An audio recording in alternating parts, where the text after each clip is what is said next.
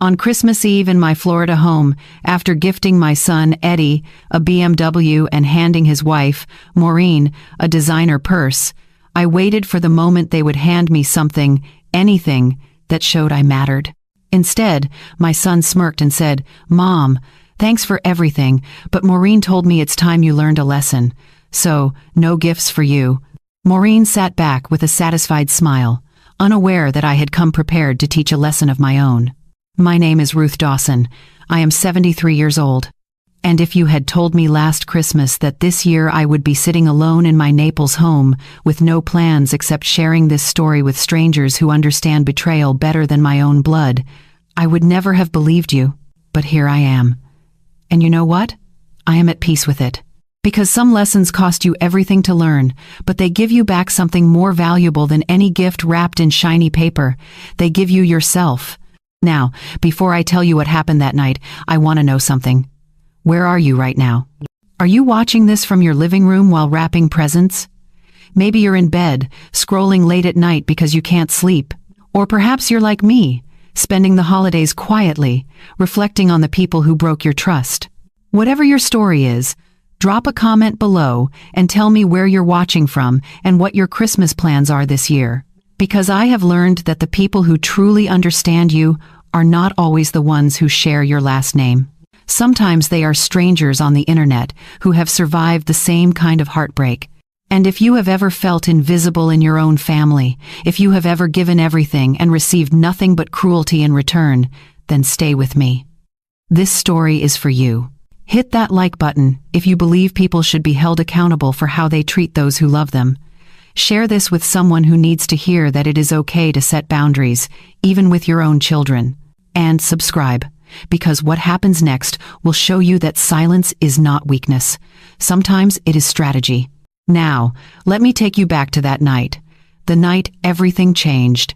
The house smelled like roasted turkey and cinnamon candles. The Christmas tree stood tall in the corner of the living room, decorated with ornaments my late husband Ray and I had collected over 40 years of marriage.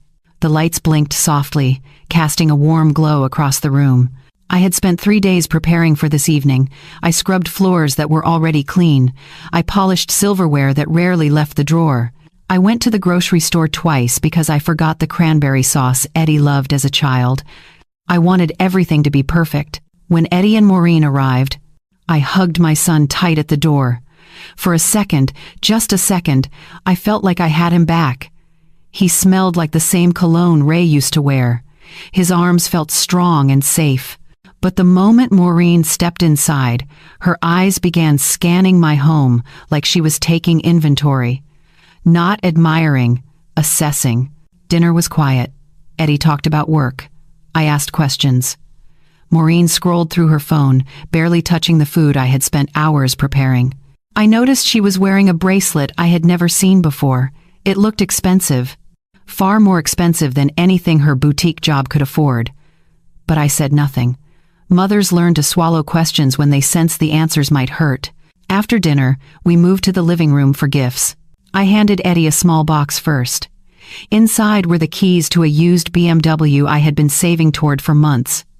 Not because I owed him anything, not because I wanted his approval, but because a mother's love does not disappear just because her heart has been bruised. When he opened it, his face went blank. Then his eyes filled with shock. "Mom," he whispered, "a BMW? You didn't have to do this." "I wanted to," I said softly.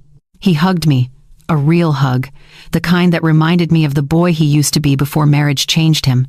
Then I handed Maureen her gift, a designer handbag.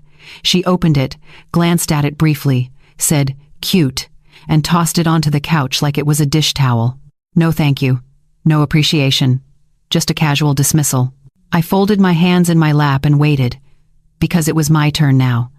And despite everything, despite the coldness I had felt growing between us for months, I still hoped.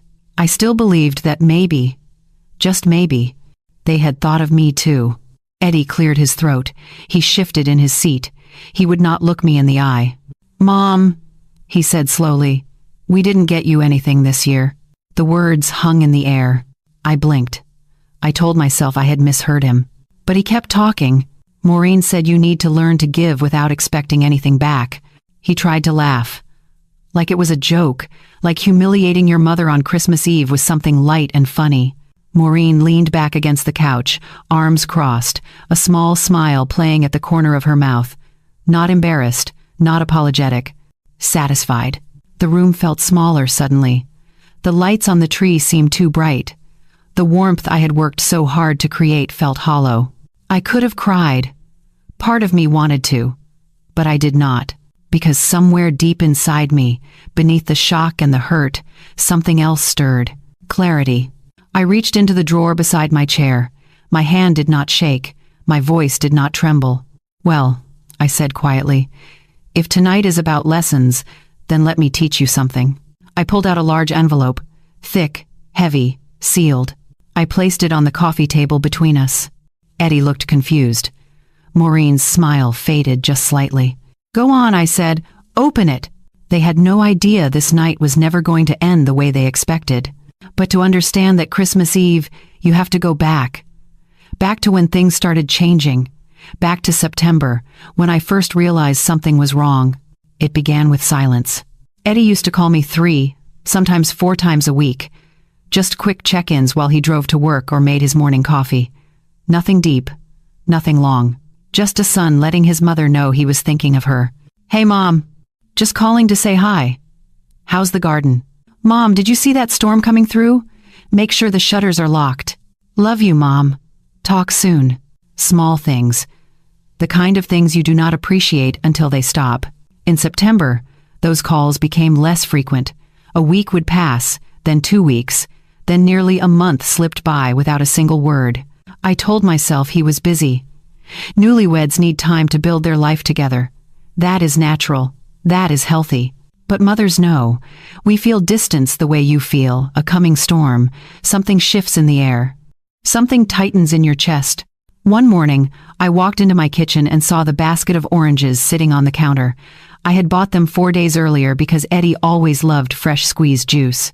When he was little, he would stand beside me while I cut them in half, waiting for his glass like it was liquid gold. But now, those oranges just sat there, untouched. And I realized the only reason I still bought them was for a son who no longer came around. I threw them away that afternoon. All of them. The house felt different after Ray died. Bigger, quieter. The kind of quiet that presses against your ears until you turn on the television just to hear another human voice. Ray had been gone 2 years by then. 2 years of waking up to an empty bed. 2 years of cooking meals for one. 2 years of realizing that the life you built with someone does not disappear when they do. It just keeps going. Only now you are walking through it alone. Eddie had been my anchor during that time. He called every day in those first few months after we buried his father. He checked on me. He made sure I was eating. He sat with me on the porch and let me cry without trying to fix it. But marriage changed him. Or maybe it was not marriage. Maybe it was Maureen. At first, I tried to be understanding. She was young. She was adjusting. Becoming part of a new family is not easy. But the signs were there. Small at first. Easy to dismiss if you wanted to lie to yourself. Like the time Eddie mentioned coming over for Sunday dinner and then called an hour before to cancel. "Maureen has plans," he said, as if her plans automatically became his, without question. Or the time I invited them both to a little gathering at my friend Janice's house. Eddie said yes, but the morning of, Maureen texted me directly. "We won't be able to make it. Eddie needs rest." Not, "we decided." Not, "sorry, something came up." Just a statement, like she had the authority to speak for him now. I stared at that text for a long time. I wanted to call him. I wanted to ask if he even knew she had canceled on his behalf, but I did not, because I was afraid of the answer. Mothers are taught to be patient, to give space, to trust that love will bring your children back when they are ready. But what they do not tell you is that sometimes space becomes distance, and distance becomes abandonment. And before you know it, you are standing in your kitchen throwing away oranges because the person you bought them for does not even remember you exist. By late September, I had not seen Eddie in nearly 6 weeks. I tried texting him. Casual things, nothing that sounded desperate. "Hope work is going well. Let me know if you want to come by for dinner. Saw your favorite show is back on. Made me think of you. Miss you, sweetheart." He would reply hours later. Sometimes the next day. Busy. Will let you know. Thanks, Mom. You too. Short. Distant.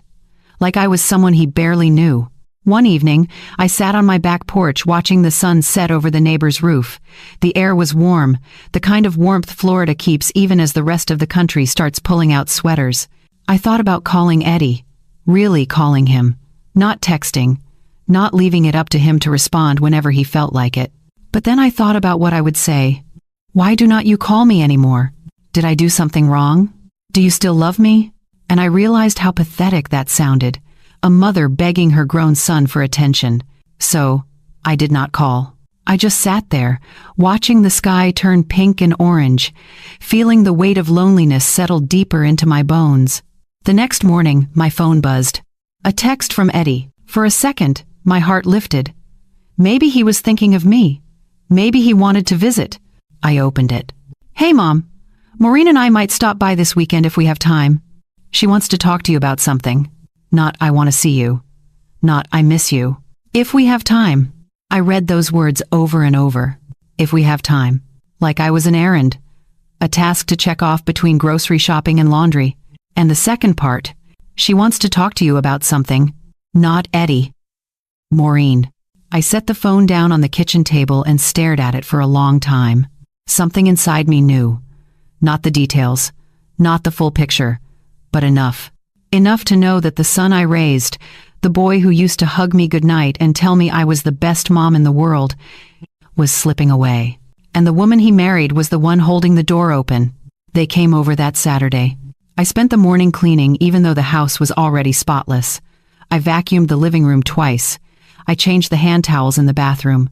I set out fresh flowers on the dining table. Old habits. The things mothers do when they want their children to feel welcome. I made Eddie's favorite meal. Roast chicken with garlic, mashed potatoes, and cornbread. The same dinner I used to make every Sunday when he was growing up. The same dinner Ray would sit down to after a long day, loosening his tie and saying, "Ruth, you outdid yourself again." I wanted Eddie to walk in and smell home. I wanted him to remember what it felt like to be loved without conditions. When they arrived, Eddie hugged me at the door. A quick hug, polite. The kind you give someone you are obligated to see, not someone you miss. Maureen stepped in behind him wearing sunglasses even though the sun was already setting. She slid them up onto her head and glanced around my home the way someone inspects a hotel room they are not sure they want to stay in. "Smells good," Eddie said, trying to sound cheerful. "Thank you, sweetheart," I said. "Go ahead and sit. Dinner's almost ready." Maureen walked slowly through the living room, her heels clicking against the hardwood floor. She paused near the bookshelf, running one finger along the edge like she was checking for dust. Then she turned to me with a smile that did not quite reach her eyes. "You know, Ruth," she said casually, "this house is really big for one person." I was pulling the chicken out of the oven. I paused, oven mitts still on my hands. "It is the house Ray and I built together," I said quietly. "It holds a lot of memories." She shrugged, examining her nails. "Sure, but practically speaking, it is a lot to maintain. You would probably be happier somewhere smaller, less work, less stress." Eddie was standing by the dining table, looking uncomfortable. He did not say anything. He just shifted his weight from one foot to the other and avoided my eyes. I set the roasting pan down on the counter and removed the oven mitts slowly. "I like my home," I said, keeping my voice calm. "I am not ready to leave it." Maureen smiled again. That same tight smile. "Of course. Just something to think about." But it was not a suggestion. It was a statement. A planted seed. We sat down to eat. I served everyone, the way I always did. Eddie dug into his food with genuine appreciation. For a few minutes, he looked like my son again. Relaxed, present. "This is amazing, Mom," he said between bites. "I forgot how good your cornbread is." My heart swelled a little. "I am glad you like it, honey." Maureen picked at her plate. She took a few small bites, then set her fork down and pulled out her phone. I watched her scroll while Eddie and I talked. She was not even pretending to be interested. Her thumbs moved quickly across the screen, her face illuminated by the blue glow. That was when I noticed it. The bracelet on her wrist. It was delicate, gold. with small stones that caught the light every time she moved her hand. It looked expensive, the kind of thing you do not buy at a department store. I thought about what Eddie had told me months ago, that Maureen worked part-time at a boutique downtown, sales assistant, entry level. I looked at her purse sitting on the chair beside her. Designer. I recognized the brand because Janice's daughter had one. She had saved for a year to buy it. Then there were the shoes, the sunglasses, the perfectly manicured nails. None of it added up. But I said nothing, because what could I say? Asking about money felt invasive, accusatory, and I did not want to start a fight. So I smiled and kept serving dinner like a good hostess. After we finished eating, Eddie helped me carry the plates to the kitchen. Just the two of us. For a moment, it felt like old times. "Thanks for dinner, Mom," he said softly. "Really? It was great." "You are always welcome here," I said, touching his arm. "You know that, right?" He nodded, but he would not look at me directly. I know. There was something in his voice. Something sad. Like he wanted to say more but could not. Before I could ask, Maureen called from the living room. "Eddie, come here for a second." He tensed. Then he gave me a quick smile and walked back out. I stood at the sink, rinsing dishes, listening to their muffled voices in the other room. I could not make out everything. But I heard enough. Maureen's voice, low and insistent. "This place could sell for so much. We could finally stop renting. You know we need this." Eddie said something I could not hear. Then Maureen again. Louder this time. "She does not need all this space. She is one person, Eddie. One person. And we are struggling." My hand stopped moving. The water ran over the plate I was holding, but I did not feel it. "We need this. Not maybe she would be happier downsizing. Not it might be easier for her. We need this." They were not thinking about what was best for me. They were thinking about what they could take. I turned off the water and stood there, gripping the edge of the sink, staring out the window into the backyard. The same backyard where Ray and I used to sit on Sunday mornings with coffee. The same yard where Eddie learned to ride his bike. The same home we spent 30 years filling with love and laughter and the small, ordinary moments that make a life worth living. And now my son's wife was standing in my living room, calculating its value like it was nothing more than a transaction. I dried my hands slowly. I took a deep breath.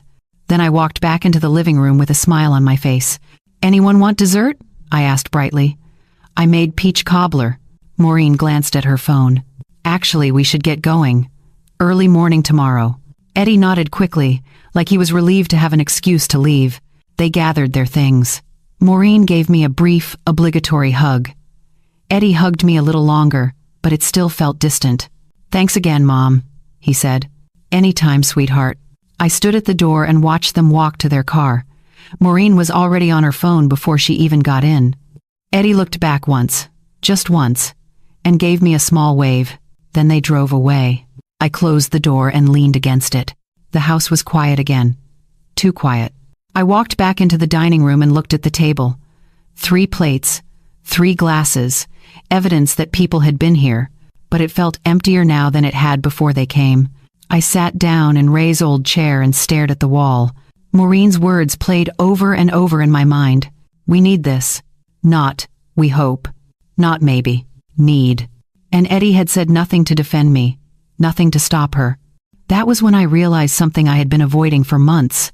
My son was not the same person anymore, and the woman he married was not going to stop until she got what she wanted. 3 weeks passed before I saw them again. 3 weeks of silence. No calls, no texts, nothing. I tried reaching out twice, once to ask how Eddie was doing, once to see if they wanted to come over for Sunday brunch. Both times, he replied with the same excuse. "Busy right now, Mom. Maybe next month." Maybe next month. As if his mother was something you penciled in when you had nothing better to do. I stopped trying after that. Pride has a way of protecting you when love starts to hurt too much. But then, out of nowhere, Eddie called. "Hey Mom, Maureen and I are thinking about having a little cookout at our place this Saturday.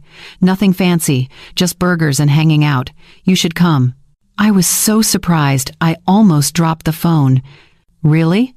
"Yeah," he said, and for a moment he sounded like himself again. "I know it has been a while. Thought it would be nice." My heart lifted despite everything. Despite the coldness. despite Maureen's calculating comments about my house, despite the weeks of being ignored, because he was my son. And when your child reaches out, you take it, you hope. I would love to, I said. Great. Saturday around 2? I will be there. When I hung up, I stood in the kitchen, smiling like a fool. Maybe I had been wrong. Maybe things were getting better. Maybe Maureen was warming up to me. Mothers are experts at lying to themselves when the truth is too painful. Saturday came. I bought a store-made potato salad and a bottle of wine. I wore a nice blouse. I even put on a little makeup. Their apartment was small. A 2-bedroom rental in a complex near the highway. The kind of place young couples live while they save up for something better. Eddie greeted me at the door with a genuine smile. Hey Mom, come on in. The apartment smelled like charcoal and grilled meat. Maureen was inside, setting paper plates on a folding table. She glanced up when I entered. Oh, hey Ruth. Not warm, not cold, just neutral. Hi Maureen. I brought potato salad. Great, you can put it in the fridge. Eddie took the bowl from me and walked it to the kitchen. I followed, looking around. The apartment was neat but sparse. Minimal furniture, a small television, a couch that looked like it came from a thrift store. But what caught my eye was the shopping bag sitting on the counter. I could see the edge of a box inside, a designer shoe box, another one. Eddie saw me looking and quickly moved the bag out of sight. So, you want something to drink, Mom? I have iced tea. That sounds perfect. We went out to the small balcony where Eddie had set up a tiny grill. It overlooked the parking lot, but he had tried to make it nice. A couple of folding chairs. A string of lights he must have borrowed from somewhere. For a little while, it felt normal. Eddie flipped burgers. I asked him about work. He talked about a project he was managing. He laughed at something I said. It was the most relaxed I had felt around him in months. Maureen stayed inside, on her phone as usual. Then she stepped out onto the balcony, still scrolling. Babe, I am going to take this call real quick, she said without looking up. Eddie nodded. Sure. She walked down the stairs toward the small patch of grass near the fence that separated the complex from the next property over. Eddie and I kept talking. He told me about a coworker who reminded him of his father, the way the man organized his desk, the way he told terrible jokes but somehow made people laugh anyway. It was the first time Eddie had mentioned Ray in months. I smiled, even though my throat felt tight. Your dad would have liked him, I said softly. Eddie nodded. Yeah, he would have. Then I heard it. Maureen's voice. She was standing near the fence, her back to us, phone pressed to her ear. Her voice was low, but the wind carried it just enough. No, he does not suspect anything. Just give me time. I froze. Eddie was focused on the grill, oblivious. Maureen kept talking. Once the house sells, everything will fall into place. I just need him to convince her. My stomach dropped. I tried to keep my face neutral. I picked up my iced tea and took a sip even though my hands were shaking. Maureen laughed softly into the phone. Trust me, she will not see it coming. Eddie flipped a burger and glanced over at her. She okay? He asked me absently. I nodded, not trusting my voice. Maureen said a few more words I could not make out, then ended the call. She turned and walked back up the stairs, slipping her phone into her pocket like nothing had happened. Everything good? Eddie asked. Yeah, just work stuff, she said smoothly. She sat down in the chair beside me and smiled. That same tight smile I had seen at my house. I looked at her, really looked at her. And for the first time, I did not see my son's wife. I did not see someone trying to adjust to a new family. I saw someone with a plan. The rest of the cookout passed in a blur. I do not remember what we talked about. I do not remember what the food tasted like. All I could hear was her voice. Once the house sells, everything will fall into place. Not if. Once. Like it was already decided. When it was time to leave, Eddie walked me to my car. Thanks for coming, Mom, he said. It was really good to see you. I hugged him tight. Tighter than usual. I love you, sweetheart, I said. Love you too. I got in my car and drove home in silence. My mind raced the entire way. Who was she talking to? What did she mean by he does not suspect anything? Was she talking about Eddie? Was there someone else? And the house. My house. She was already planning for it to be sold. already dividing up money that was not hers, already treating my home like it was a done deal. I pulled into my driveway and sat there for a long time, staring at the front door. The house Ray and I saved for. The house we painted together. The house where we raised our son. She wanted it, and she was using Eddie to get it. But worse than that, there was something else going on. Something Eddie did not know about. Something she was hiding. I needed to know the truth. Not guesses. Not suspicions. The truth. I pulled out my phone and scrolled through my contacts until I found Janice's number. She answered on the second ring. "Ruth, everything okay?" "No," I said quietly. "I need your help." There was a pause. "Come over," she said. "Right now." I started the car and backed out of the driveway. Because I was done pretending everything was fine. I was done waiting for things to get better on their own. If my son was being manipulated, if my home was being targeted, if there were secrets being kept, I needed to know. And I was going to find out. Janice lived 10 minutes away in a small yellow house with a garden that always looked better than mine. She had been my friend since Eddie was in diapers. She was there when Ray proposed. She was there when Eddie was born. She was there when Ray died. If anyone would understand, it was her. She opened the door before I even knocked. "Come in," she said, stepping aside. I walked into her living room and sat down on the couch where I had sat 100 times before, but this time felt different, heavier. Janice poured 2 glasses of sweet tea and handed me one. Then she sat down across from me and waited. I told her everything. The phone calls that stopped. The dinner where Maureen suggested I sell my house.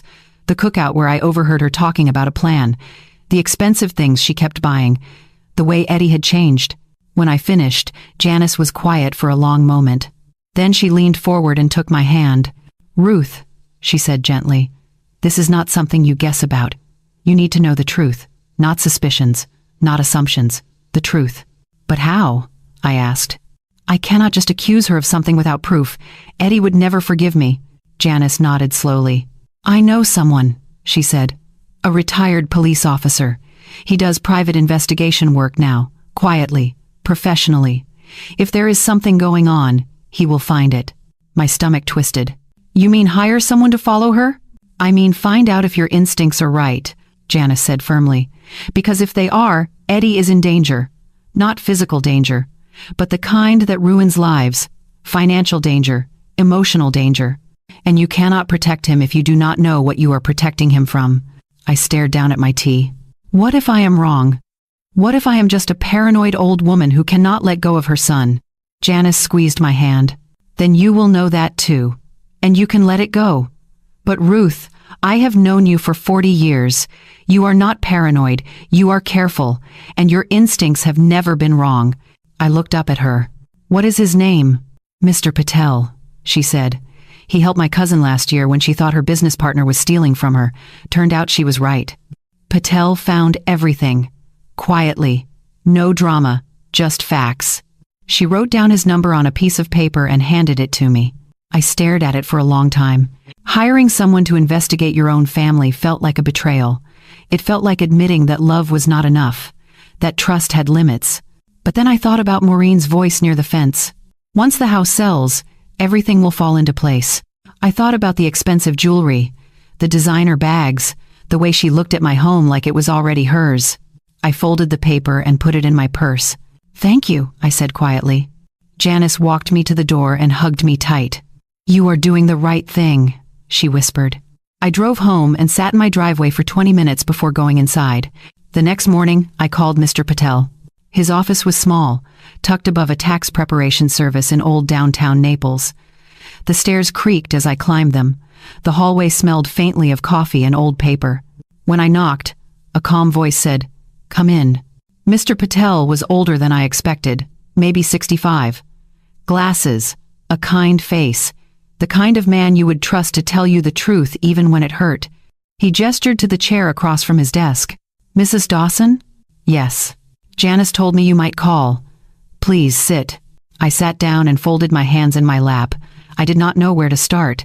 He waited patiently, not rushing me. Finally, I spoke.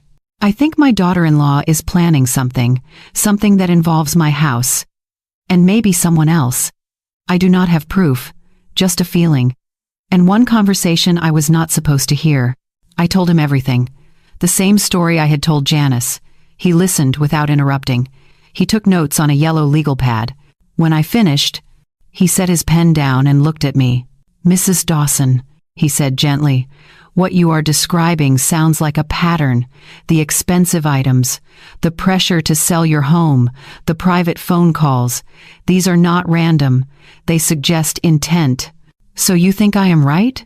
I think you deserve to know the truth," he said, "and I can help you find it. But I need to be honest with you about something." I nodded. "If I look into this, I may find things you do not want to see. Things about your daughter-in-law. Maybe things about your son. The truth does not always feel good." My throat tightened. "I understand."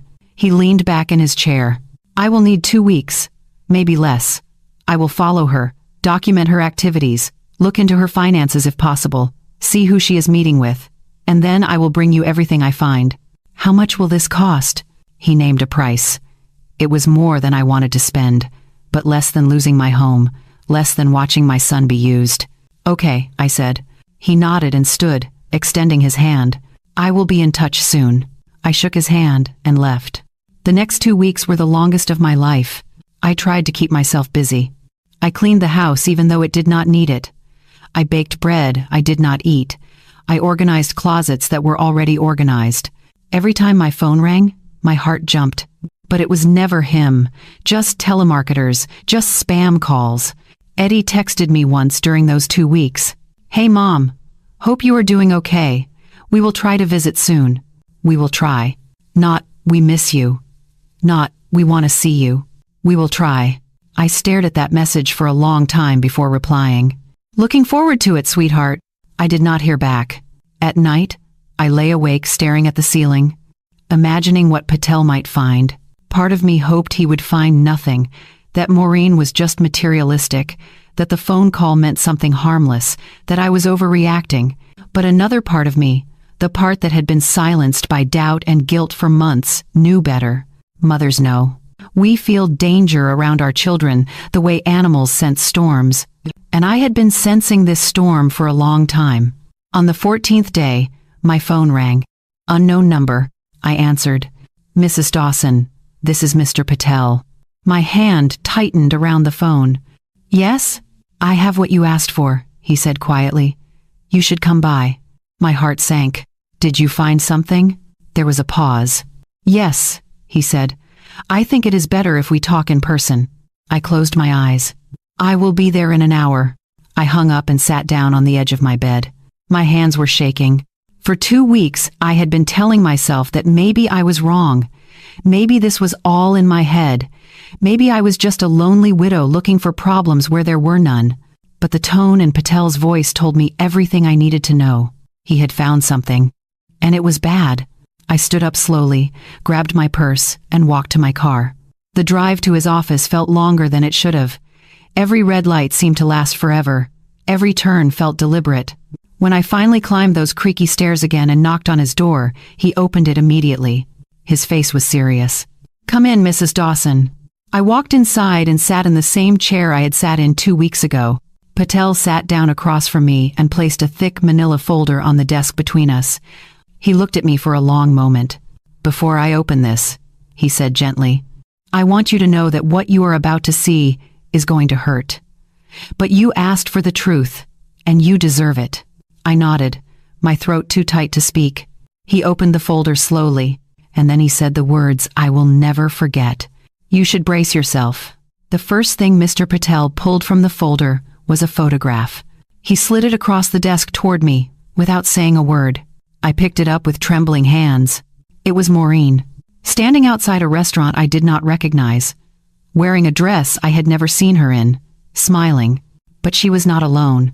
A man stood beside her, tall, well-dressed. His hand rested on the small of her back in a way that was far too familiar, too comfortable. I stared at the photo, trying to make sense of it. "Who is this?" I asked quietly. "His name is David Brennan," Patel said. "He owns a commercial real estate firm in Fort Myers." I looked up at him. Real estate. Patel nodded slowly. He pulled out another photograph.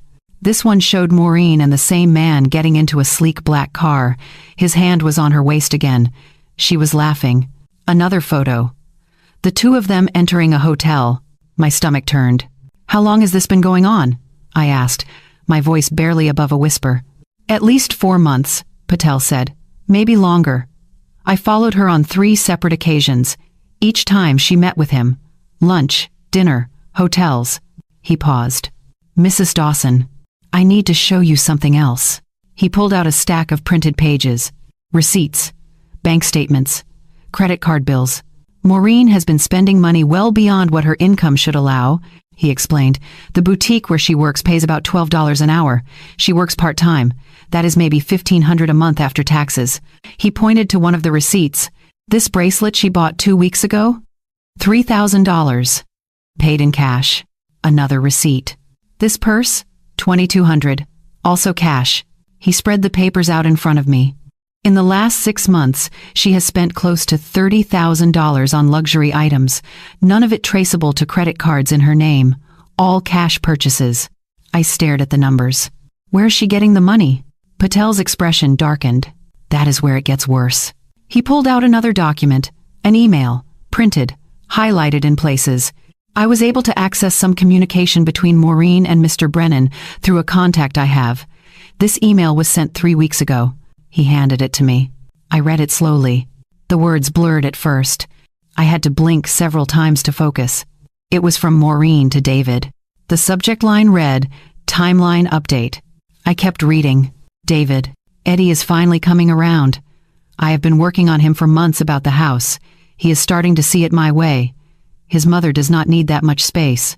Once I convince him to talk her into selling, we can move forward. The property is worth at least $600,000, maybe more depending on the market. Eddie will inherit it eventually, but we do not have time to wait for that. I need him to push her to sell now while she is still healthy and can be persuaded. Once the sale goes through, Eddie and I will have enough for a decent down payment on our own place. That should keep him happy and distracted for a while. After the divorce is finalized, you and I can move forward without any complications. He still does not suspect anything. Just keep being patient. This will all be worth it. M." I read it 3 times. Each time, the words hit harder. After the divorce is finalized, he still does not suspect anything. Once the sale goes through, my hands started shaking so badly I had to set the paper down. "She is planning to leave him," I whispered. Patel nodded. "Yes, but not until after she gets what she wants. The plan seems to be this. Convince Eddie to pressure you into selling your home. Use the proceeds to buy a house together. Then, once everything is settled and the money is secure, she files for divorce. In a marriage that short, with joint property involved, she could walk away with a significant amount." I felt sick. "And Eddie has no idea?" "None," Patel said. "From what I can tell, he believes she loves him. He believes they are building a life together. He has no idea she is using him as a stepping stone." I pressed my hand to my mouth. All this time, I thought Maureen was just manipulative, just greedy, just a bad influence. But this was so much worse. She was not just after my house. She was not just pressuring Eddie. She was destroying him, using his trust, using his love, using his loyalty to his mother as a weapon to get what she wanted. And when she was done, she was going to leave him with nothing. Patel reached across the desk and placed a steady hand on the table near mine. "I know this is hard to hear," he said gently, "but you needed to know. Because if you do not stop this, your son is going to lose everything. His marriage, his money, and possibly his relationship with you if he blames you for not selling when she asked." I looked up at him, tears blurring my vision. "What kind of person does this?" I whispered. Patel's face was kind but firm, the kind who sees people as tools, not as human beings. He gathered the photos and documents back into the folder and closed it. "You have options now, Mrs. Dawson. You can show this to Eddie. You can confront Maureen. You can protect your assets legally so she never gets what she is after, or you can do all 3. I wiped my eyes and took a deep breath.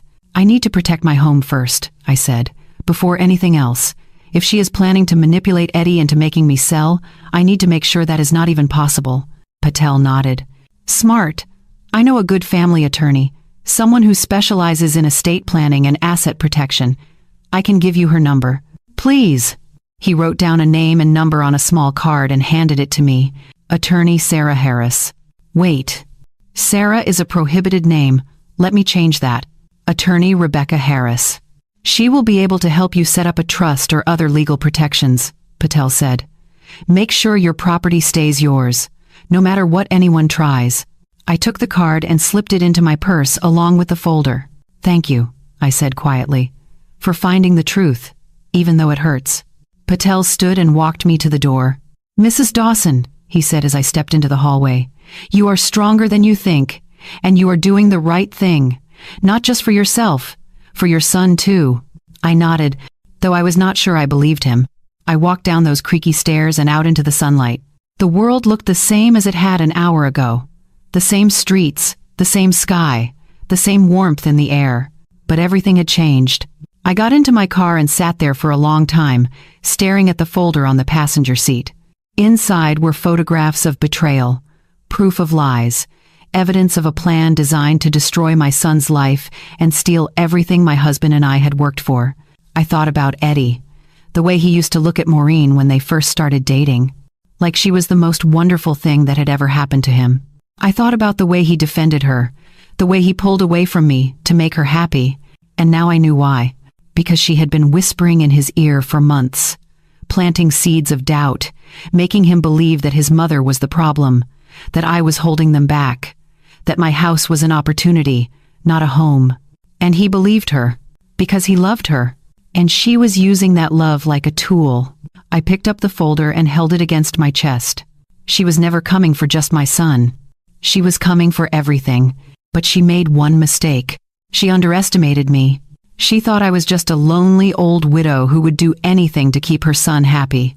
She thought I would be easy to manipulate, easy to pressure, easy to break. She was wrong. I started the car and pulled out of the parking lot. I had work to do. And this time, I was not going to wait for someone else to protect me. I was going to protect myself. And I was going to protect my son, whether he knew he needed it or not. The next morning, I called attorney Rebecca Harris. Her office was downtown, in one of those newer buildings with glass windows and polished floors. The kind of place that felt professional, serious. I needed serious. The receptionist led me to a small conference room where Rebecca was waiting. She was younger than I expected, maybe in her late 30s, with sharp eyes and a calm presence that put me at ease immediately. "Mrs. Dawson," she said, standing to shake my hand, "Mr. Patel told me you might be calling. Please have a seat." I sat down and placed the folder Patel had given me on the table between us. "I need to protect my home," I said simply. "And I need to make sure no one can pressure me into selling it. Not my son, not his wife, no one." Rebecca nodded and opened a notepad. "Tell me what's going on." I told her everything, the whole story, Maureen's manipulation, the affair, the plan to use Eddie to convince me to sell, the emails outlining her timeline. Rebecca listened without interrupting. When I finished, she sat back in her chair and folded her hands. "Mrs. Dawson, you have more control than you realize," she said, "and we can make sure it stays that way." She explained it to me in terms I could understand. A living trust. It would allow me to keep complete control of my property while I was alive. No one could force me to sell. No one could take it from me. And when I eventually passed, the house would transfer according to my wishes, not someone else's demands. "We can also add conditions," Rebecca said. "For example, if you want to ensure that your son inherits the property, we can include a clause that protects it from being claimed by a spouse in a divorce. We can also specify that if anyone has attempted to manipulate or pressure you into selling, they are excluded from inheritance entirely." I stared at her. "You can do that?" "Absolutely.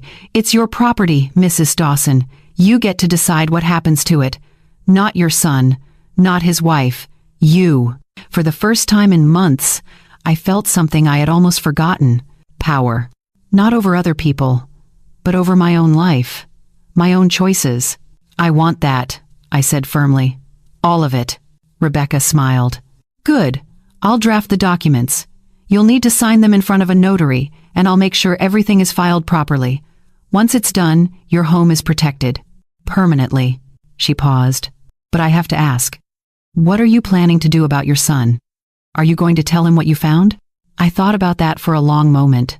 "Yes," I said quietly, "but not yet. Not until I'm ready. Not until he can see the truth with his own eyes." Rebecca nodded slowly. "Just be careful. Confrontations like this can go badly if they're not handled right. People don't always react the way you hope they will." "I know," I said, "but he deserves to know, even if it destroys him, because if I don't tell him, she will destroy him anyway." Rebecca reached across the table and placed her hand over mine. "You're doing the right thing," she said gently, "for yourself and for him." 3 days later, I returned to her office to sign the papers. The documents were thick, full of legal language I only half understood. But Rebecca walked me through every page, every clause, every protection. When I signed my name at the bottom, I felt something shift inside me. Strength. The house was mine. Fully, legally, irrevocably. Maureen could scheme all she wanted. She could whisper in Eddie's ear. She could plan and manipulate and lie, but she would never get my home. I walked out of that office with my head held higher than it had been in months. That evening, I sat at my kitchen table with Patel's folder spread out in front of me. Photographs, receipts, emails, bank statements, evidence of betrayal, proof of lies. I studied every detail. I memorized the timeline. I read the emails until I could recite them from memory. And then I started planning. I thought about Eddie, about the son I raised, the boy who used to hold my hand when we crossed the street. The teenager who brought me flowers on Mother's Day even when he had no money. The young man who cried at his father's funeral and told me he would always take care of me.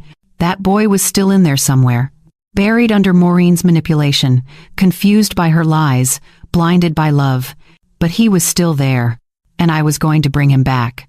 Not with anger, not with accusations, with truth. I needed him to see what I had seen, to feel the betrayal I had felt, to understand that the woman he loved was using him as a tool to steal from his own mother. But I also needed to be smart. If I just showed him the folder and said, "Look what your wife is doing," he would defend her. He would make excuses. He would accuse me of being jealous or controlling or unable to let go. That is what people do when the truth is too painful. They reject it. They protect the lie because the lie feels safer. So I needed a moment. A moment where he could not deny what was right in front of him. A moment where the truth was undeniable. I thought about holidays, about family traditions, about the times when people let their guard down and show who they really are. And then it came to me. Christmas Eve. I pulled out my calendar and counted the weeks. 2 months. I had 2 months to prepare. 2 months to make sure everything was in place. 2 months to plan the one night that would change everything. I reached for a pen and a piece of paper. I started writing. A guest list. Just Eddie and Maureen. A menu. Eddie's favorite foods. The meal I used to make when he was a boy. Gifts.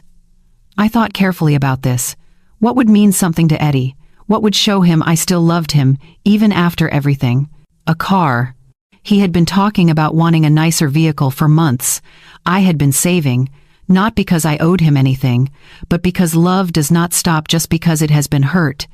And for Maureen, a designer handbag, not because she deserved it, but because I needed her to feel safe, comfortable, unsuspecting. I wanted her to think she had won. I wanted her to believe that I was just a foolish old woman showering them with gifts because I was desperate for their approval. And then, when she was at her most confident, when she thought the night was going exactly as she planned, I would present the truth. Not with shouting, not with tears, just facts.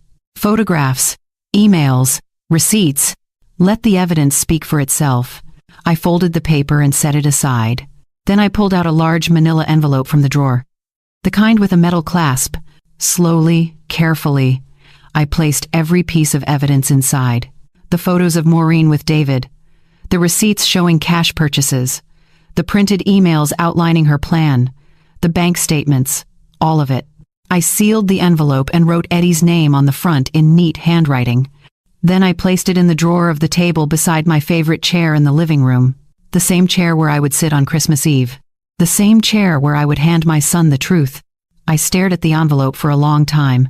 Part of me wanted to call Eddie right now, to warn him, to beg him to see what was happening before it was too late. But I knew that would not work. He had to see it himself. He had to feel the weight of betrayal in his own hands. I closed the drawer and stood up. 2 months. I could wait 2 months. I had waited this long already. I walked to the window and looked out at the street. The sun was setting. The sky was turning pink and orange, the way it always did in Florida. For the first time in a long time, I did not feel afraid. I did not feel weak. I felt ready. Maureen thought she was playing a game. She thought she had all the pieces in place. She thought she was 10 steps ahead. But she forgot something. Mothers do not give up on their children. Not when they are in danger. Not when they are being used. Not when they are being destroyed by someone who does not truly love them. I turned away from the window and whispered to the empty room. Christmas Eve. The weeks passed slowly. November came and went. The weather cooled slightly, though in Florida that just meant you could walk outside without feeling like you were stepping into an oven. I spent those weeks preparing. Not just for Christmas Eve. For everything that would come after. I contacted a dealership about a used BMW. Something reliable. Something Eddie would love. The salesman showed me a few options, and I chose one that was 3 years old but looked brand new. Clean interior. Low mileage. The kind of car a young man starting his career would be proud to drive. I paid for it in full. No financing. No loans. It sat in the dealership lot with my name on the paperwork, waiting for Christmas Eve. I also went to the designer store downtown, the one where women with more money than sense spent hours browsing handbags that cost more than my monthly grocery bill. The saleswoman approached me with a polite smile. "Can I help you find something?" "I need a handbag," I said. "Something expensive. Something that would impress a young woman who likes luxury." She showed me several options. I chose one that looked elegant but understated, the kind Maureen would want to show off in photos. I paid for it the same way I paid for the car, in full, no hesitation. The saleswoman wrapped it carefully in tissue paper and placed it in a branded bag. "Lucky recipient," she said with a smile. I nodded but did not smile back. Lucky was not the word I would use. By early December, I was ready to send the invitation. I sat at my kitchen table with my phone in my hand, staring at Eddie's name and my contacts. I could have just called. But a text felt safer, less likely to lead to questions I was not ready to answer yet. I typed carefully. "Hi, sweetheart. I would love to have you and Maureen over for Christmas Eve dinner. It has been too long since we spent the holidays together. Let me know if you can make it. Love, Mom." I hit send before I could overthink it. 3 hours later, my phone buzzed. It was not Eddie who replied. It was Maureen. "Hi, Ruth. That sounds great. We will be there. Also, I have been meaning to talk to you about the house situation. Christmas Eve would be a perfect time to discuss it. See you then." I stared at the message. She could not help herself. Even in a response to a simple dinner invitation, she had to bring up the house. She had to remind me that she had an agenda, that this was not just a family gathering for her. It was an opportunity. I set the phone down and took a deep breath. She thought she was walking into a negotiation, a chance to finally convince me to sell, a moment where she could push Eddie to pressure me in person, face to face, until I gave in. She had no idea what she was really walking into. Eddie texted an hour later. "Thanks, Mom. Looking forward to it." Short, polite, distant. But he was coming. That was all that mattered. The days leading up to Christmas Eve were strange. I cleaned the house even though it was already clean. I decorated the tree with the same ornaments Ray and I had used for decades. I hung lights around the windows. I set out the nativity scene Ray's mother had given us when we first got married. Everything looked festive, warm, inviting, but underneath the surface, I was preparing for war. Not the loud kind, not the kind with shouting and broken dishes. The quiet kind, the kind fought with truth and documents and evidence that could not be argued away. I rehearsed what I would say, how I would stay calm, how I would present the envelope without emotion, without anger, without giving Maureen any opportunity to twist the narrative. I would let the facts speak for themselves. 3 days before Christmas, I picked up the BMW from the dealership. They detailed it for me, tied a big red bow on the hood. I drove it home carefully and parked it in my garage, hidden from view. Eddie would not see it until Christmas Eve. I also wrapped Maureen's handbag. Expensive paper, a silk ribbon. I made it look like I had put thought into it, like I cared. Because I needed her to believe I was still trying to win her approval. The night before Christmas Eve, I could not sleep. I lay in bed staring at the ceiling, thinking about everything that could go wrong. What if Eddie did not believe me? What if he thought I had fabricated the evidence? What if he chose Maureen over the truth? What if he walked out and never spoke to me again? The thoughts circled in my mind like vultures. But then I thought about the alternative. If I did nothing, Maureen would continue manipulating him. She would pressure him into convincing me to sell my home. She would take the money, file for divorce, and leave him devastated and broke. And he would never know that I could have stopped it, that I had the truth in my hands and chose to stay silent. I could not live with that. Whatever happened tomorrow, at least Eddie would know. At least he would have the chance to see who Maureen really was. What he did with that information was up to him, but I would not let him walk blindly into destruction. I got out of bed and walked to the living room. I opened the drawer where I had placed the envelope weeks ago. It was still there, sealed, heavy, with the weight of truth. I picked it up and held it for a moment. Then I carried it to my bedroom and set it on the nightstand beside my bed. Tomorrow, I would place it in the drawer next to my chair in the living room, where it would wait, hidden, ready. I climbed back into bed and closed my eyes, and for the first time in months, I fell asleep without anxiety twisting in my chest. Because I was no longer waiting for something terrible to happen. I was ready for it. Christmas Eve morning arrived with clear skies and warm air. I woke up early, made coffee, sat on the back porch and watched the sun rise over the neighbor's fence. The world felt quiet, peaceful. I thought about Ray, about what he would say if he were here. He would probably tell me I was doing the right thing, that protecting Eddie meant telling him the truth, even when it hurt. Ray never liked liars. He had no patience for manipulation or deceit. He would have hated Maureen. I finished my coffee and went inside. There was work to do. I spent the morning cooking. Roast turkey, garlic mashed potatoes, cornbread, green beans with bacon, cranberry sauce. All of Eddie's favorites. The house filled with the smell of home. The kind of smells that make you feel safe, loved. I set the table with the good china, the silverware Ray and I received as a wedding gift, the cloth napkins I only used on special occasions. Everything looked perfect. I placed the wrapped handbag under the tree. I put the small box with the car keys beside it. Then I walked to my bedroom and picked up the envelope. I carried it to the living room and placed it in the drawer beside my chair. Out of sight, waiting.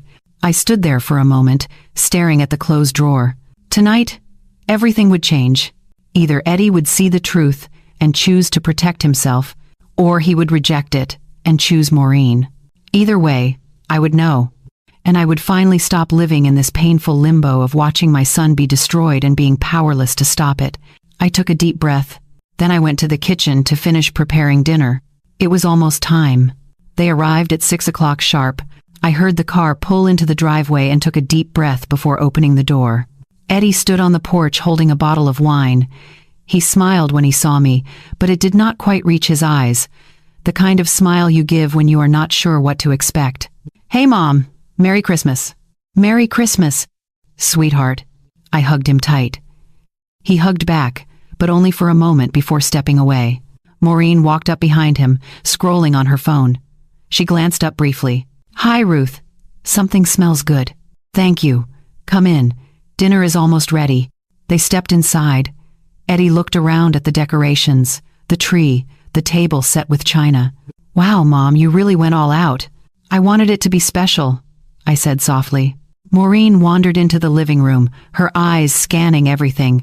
The furniture, the walls, the windows. She was doing it again, assessing, calculating. I watched her for a moment, then turned back to Eddie. "Would you like something to drink before dinner?" "Sure, I'll take some water." We walked to the kitchen together, just the two of us. For a brief second, it felt normal. "How have you been, Mom?" he asked. "Good," I said, pouring him a glass. "Busy getting ready for tonight." He nodded, but his mind seemed somewhere else. "And you?" I asked. "How's work?" "Fine, busy. You know how it is." He took the glass and drank without looking at me. I wanted to reach out, to touch his arm, to tell him everything right then and there. But I held back. Not yet. Maureen appeared in the doorway. "Eddie, come look at this." He glanced at me, then walked out of the kitchen. I stood there alone, gripping the edge of the counter. Dinner was tense. We sat at the table with plates full of food, but the conversation felt forced, hollow. Eddie talked about work. I asked polite questions. Maureen said almost nothing.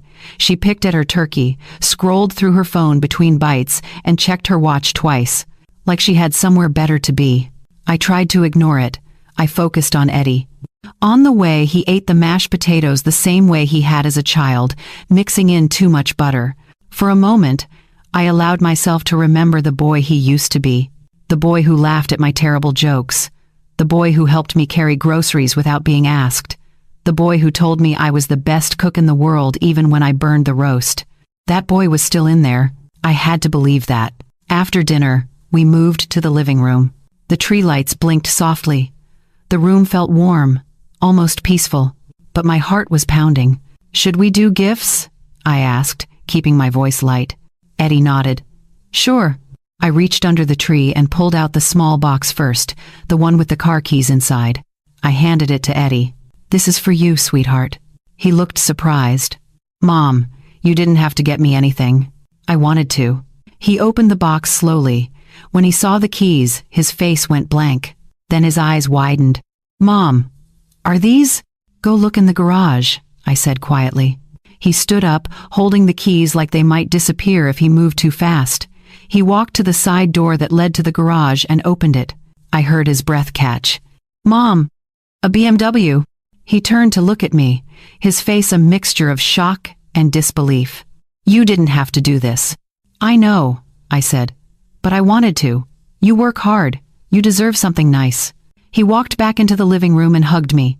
A real hug this time, the kind that reminded me why I was doing all of this. "Thank you," he whispered. "I don't know what to say." "You don't have to say anything." He pulled back, his eyes glistening slightly. Maureen was still sitting on the couch, watching with an unreadable expression. I picked up the second gift. The designer handbag. "And this is for you, Maureen." She took it without standing, opened it carefully, lifted the bag out of the tissue paper. For a second, her eyes lit up. She turned it over in her hands, examining the brand label. Then she pulled out her phone and took a quick photo of herself holding it. "Cute," she said flatly. She set the bag down on the couch beside her like it was a throw pillow. "No thank you. No appreciation. Just a dismissive acknowledgement." Eddie frowned slightly, but said nothing. I folded my hands in my lap and waited. This was it.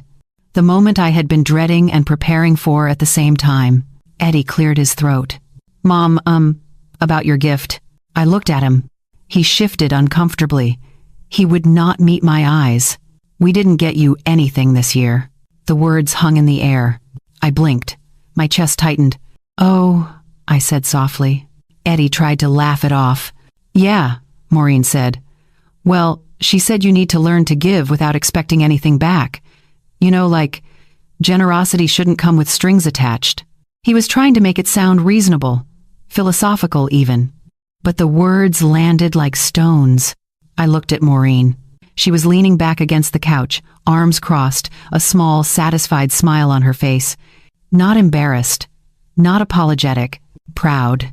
Eddie kept talking, his voice growing quieter. "It's not personal, Mom. It's just, Maureen thinks it's important that we all learn to be less materialistic, especially around the holidays." He gestured vaguely at the gifts I had given them. "You've been so generous, and we appreciate it, we really do. But we thought, maybe this year, you could just enjoy giving without needing something in return." His voice trailed off. Maureen's smile widened just slightly. She thought she had won. She thought this moment, this humiliation, would break me, would make me desperate for their approval, would make me willing to do anything to get back into their good graces, including selling my house. I sat very still. The room felt smaller, the lights too bright. The warmth I had worked so hard to create felt hollow. But I did not cry. I did not beg. I did not react the way she expected. Instead, I felt that same clarity I had felt months ago, the same strength I had felt when I signed the legal documents protecting my home. I reached into the drawer beside my chair. My hand did not shake. I pulled out the envelope. Thick, heavy, sealed with the truth inside. I placed it on the coffee table between us. Eddie looked confused. Maureen's smile faded just slightly. "Well," I said quietly, my voice steady, "if tonight is about lessons, then let me teach you something." I looked directly at Maureen. "Go on," I said. "Open it." Eddie glanced at Maureen, then at the envelope. Maureen leaned forward slowly. Her fingers hesitated for just a moment before she picked it up. She unsealed the metal clasp and pulled out the first photograph. The color drained from her face. Eddie leaned closer, frowning. "What is that?" Maureen tried to shove the photo back into the envelope, but Eddie grabbed her wrist. "Let me see." He pulled the envelope toward him and dumped the contents onto the table. Photographs scattered across the surface. Receipts, printed emails, bank statements. Eddie picked up one of the photos. His hands started to shake. It was Maureen. With another man, his hand on her waist, her smiling up at him. Eddie's face went pale. What is this?" His voice cracked. He picked up another photo. Then another. Then he saw the email. The one where Maureen outlined her plan. The timeline, the divorce, the house. He read it slowly, his lips moving slightly as he processed each word. When he finished, he looked up at Maureen. "Tell me this isn't real." Maureen opened her mouth, closed it, opened it again. "Eddie, it's not what it looks like. Your mother is trying to turn you against me. She's jealous. She's always been jealous." Eddie's hands were trembling now. "Then explain the photos. Explain the emails. Explain this." He held up a receipt for the bracelet she had been wearing for weeks. $3,000, Maureen. Where did you get $3,000? She stammered, tried to form an excuse, but nothing came out that made sense. Eddie stood up, the papers still clutched in his hands. His face was a mixture of shock, anger, and heartbreak. "You were going to leave me," he whispered, "after you got the money from my mom's house. You were going to leave me." Maureen's face twisted. "Your mother was holding us back," she snapped. "We needed that house, Eddie. We deserved it. And she was being selfish." The mask slipped. The sweet, loving wife disappeared. What stood in front of us now was someone cold, calculating, desperate. Eddie took a step back.